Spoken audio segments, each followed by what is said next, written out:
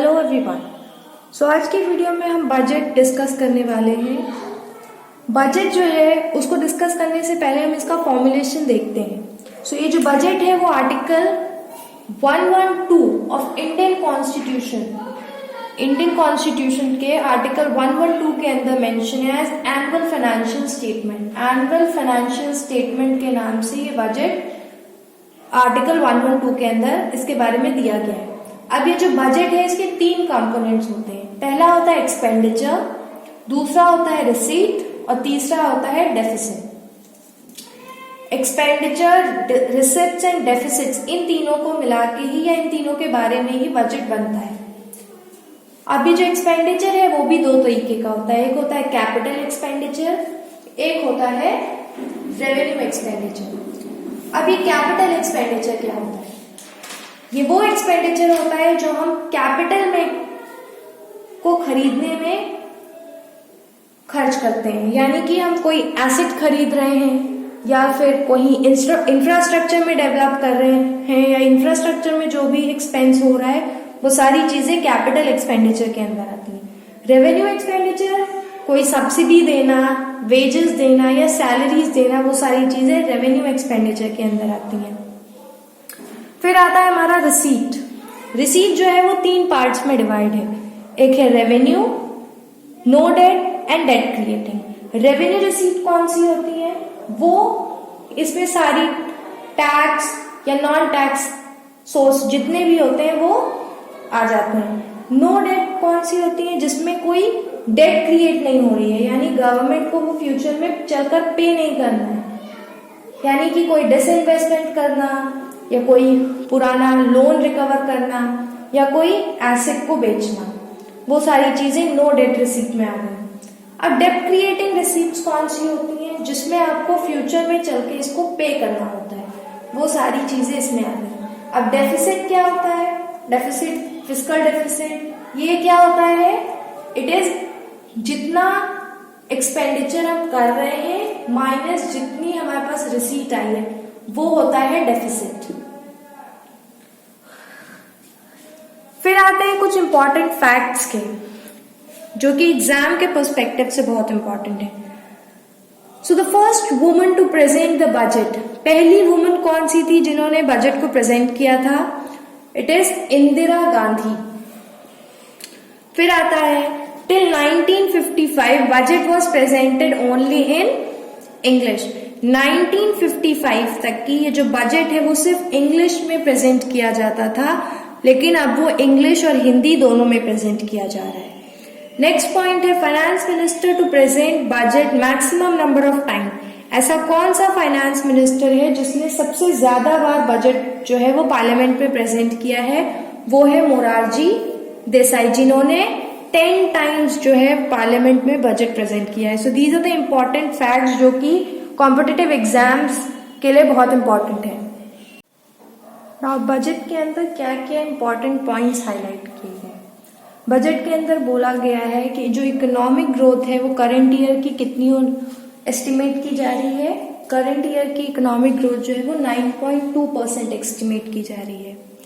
Budget estimation is rupees 39.45 lakh crore for 2022 and 2023, यानी जो पूरा बजट एस्टिमेशन है वो कितने का हुआ है? अराउंड 40 लाख करोड़ के आसपास तक का पूरा बजट इस साल प्रिपेयर किया गया है। फिस्कल डेफिसिट कितना देखने को मिलेगा? 6.4% का। ना government will issue bond of rupees 14.95 lakh crore to the public. जो गवर्नमेंट है वो पब्लिक को 14.95 लाख करोड़ के बॉन्ड्स इशू करेगी। Rupees 10.68 lakh crore of budget estimate as capital expenditure, यानी जितना भी ये 40 करोड़ बजट रखा गया है इसका जो अराउंड 10.68 लाख करोड़ जो है वो किस में दिया जाएगा? वो किस लिए खर्च किया जाएगा? कैपिटल एक्सपेंडिचर में खर्च किया जाएगा। एक और important point, no relief is given under income tax. ये बहुत इंपॉर्टेंट पॉइंट है। क्यों? क्योंकि इस साल जो बजट आया है उसमें इनकम टैक्स के अंदर कोई रिलीफ देखने को नहीं मिला है, जिसकी वजह से इस बजट को बहुत ज्यादा क्रिटिसाइज किया जा रहा है। लगातार क्रिटिसिज्म देखने को मिल रहा है क्योंकि इनकम टैक्स के अंदर कोई भी रिलीफ देखने को नहीं मिला है, जो यानी कि कोई भी मिडिल क्लास फैमिलीज जो है उनको कोई भी रिलीफ इस बजट के अंदर नहीं देखने को मिला है। अब इस क्रिटिसिज्म पे फाइनेंस मिनिस्टर का क्या कहना है? इस क्रिटिसिज्म पे फाइनेंस मिनिस्टर का कहना है कि हमने इसके अंदर कोई रिलीफ नहीं दिया है, लेकिन ये जो इनकम टैक्स है उसको बढ़ाया भी नहीं गया है। ये फाइनेंस मिनिस्टर का कहना है। और उन्होंने अपनी स्पीच में ये भी बोला है कि इसका जो इम्पैक्ट है या ये जो है वो लॉन्ग टर्म ग्रोथ में देखने को मिल सकता है हमें। ये फाइनेंस मिनिस्टर का कहना है। और इसकी वजह से क्योंकि कोई रिलीफ नहीं मिला है, बहुत सारा क्रिटिसिज्म देखने को मिल रहा है, मिडिल क्लास फैमिलीज को बहुत ज्यादा प्रॉब्लम देखने को मिल रही है। Next point is ₹1 lakh crore is given to state. जो 1 लाख करोड़ रुपए इस बजट के अंदर जो है वो स्टेट्स को दिया गया है। स्टेट्स को क्यों दिया गया है? अपने स्टेट्स में डेवलपमेंट या इंफ्रास्ट्रक्चर या किसी भी काम के लिए स्टेट्स को दिया गया है। और ये किस तरह से दिया गया है? इंटरेस्ट फ्री लोन की तरह दिया गया है। 50 इयर्स के लिए इंटरेस्ट फ्री लोन दिया गया है इन स्टेट्स को ₹1 लाख करोड़ इस बजट के अंदर। Next point is government to deduct 30% tax and TDS on crypto assets. ये जो क्रिप्टो एसेट्स हैं इन पे अब क्या होगा? गवर्नमेंट जो है वो 30% टैक्स और टीडीएस चार्ज कर रही है। So government will deduct 30% tax and TDS on crypto assets. और गवर्नमेंट हमने पहले भी देखा है, न्यूज में लगातार कवर किया जा रहा है कि गवर्नमेंट इन क्रिप्टो एसेट्स की ज्यादा कुछ फेवर में रहती नहीं है। और अब ये फाइन इसमें 30% का टैक्स और टीडीएस भी लगा दिया है गवर्नमेंट ने इसमें। Next point is boost in defence budget around 5.25 lakh crore. ये जो डिफेंस बजट है उसमें बूस्ट देखने को मिला है ₹5.25 लाख करोड़ तक का। एक और इम्पॉर्टेंट चीज है कि अब इस बजट के अंदर जो प्राइवेट कंपनीज हैं डिफेंस सेक्टर में उनका रोल भी बढ़ा दिया गया है। यानी जो प्राइवेट कंपनीज हैं वो भी डिफेंस सेक्टर में पार्ट ले सकती हैं along with DRDO and other corporation. वो तो है ही, लेकिन उसके अलावा भी प्राइवेट सेक्टर्स भी अब इसमें प्राइवेट सेक्टर्स का भी रोल हो सकता है। Now green bonds will be issued by the government and money raised will be used to tackle the pollution. Green bonds, government जो है ग्रीन बॉन्ड्स इशू करेगी और उस बॉन्ड से जो भी पैसा आएगा या जो भी अर्निंग होगी वो किस लिए यूज होगी? वो पॉल्यूशन या क्लाइमेट चेंज या ग्लोबल वार्मिंग, इन सारी क्लाइमेटिक प्रॉब्लम्स को टैकल करने में वो पैसा यूज होगा। Next point is ₹19,500 crore given as production link incentive scheme. ₹19,500 crore जो है वो दिया जाएगा under production link incentive scheme के अंदर, गवर्नमेंट वो देगी।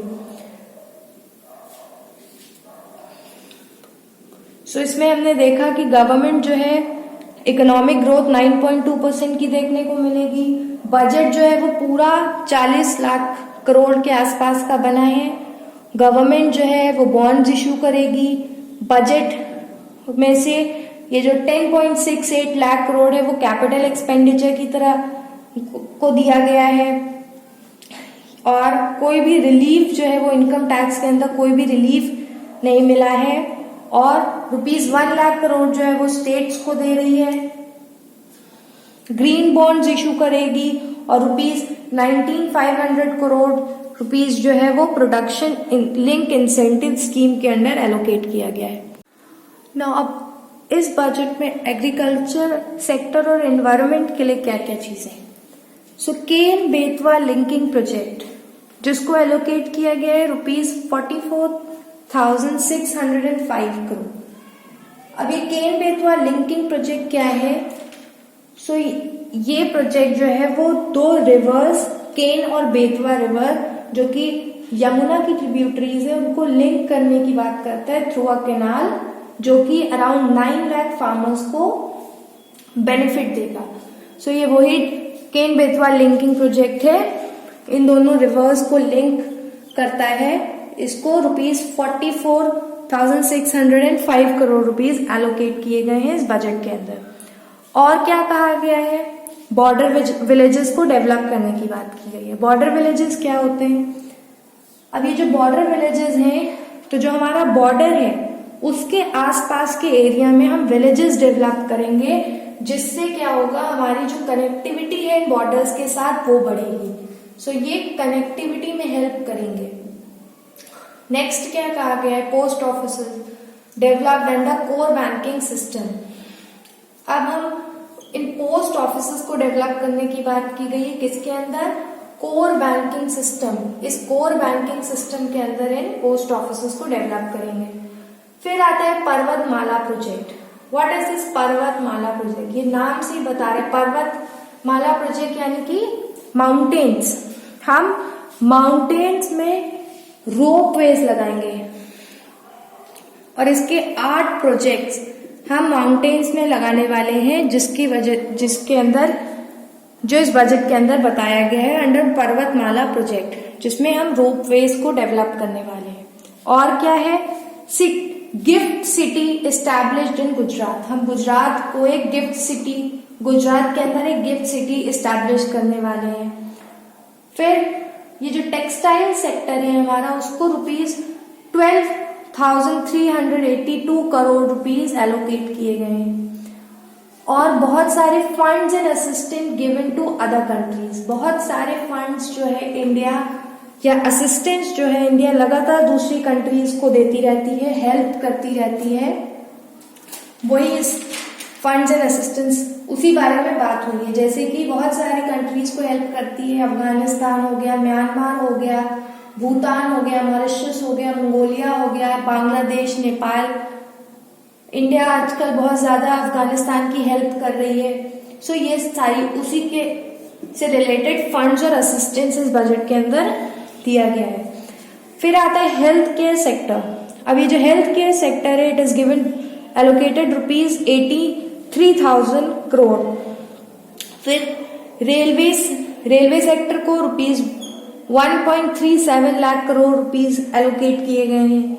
अब सोलर मैन्युफैक्चरिंग, उसके लिए ₹19,500 करोड़ रुपीज एलोकेट किए गए हैं। फिर आता है हमारा एक सोशल सेक्टर, यानी सोसाइटी से रिलेटेड चीजें या सोशल सेक्टर जो है, उसके अंदर आता है MG नरेगा स्कीम।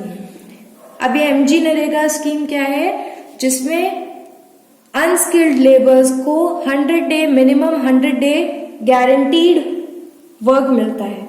उस स्कीम के अंदर हमें क्या देखने को मिलेगा, इस बजट के अंदर it has seen a cut down by 23%, यानी जो पिछले साल का बजट था उसमें से भी 23% कट देखने को मिलेगा हमें इस साल। It is allocated ₹73,000 crore rupees. फिर PM Awas Yojana allocated ₹48,000 crore rupees. So it was all about budget.